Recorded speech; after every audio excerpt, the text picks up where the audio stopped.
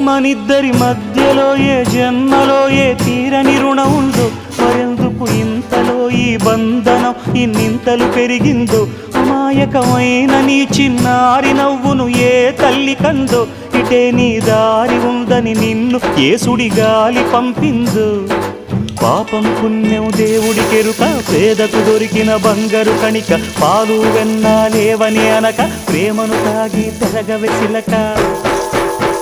వలేసే పాడు లోకం కంటపడక ఉండు నాయనక, ఇలా నా గుండెలోనే గువ్వల కొలు ఉండిపోయింక.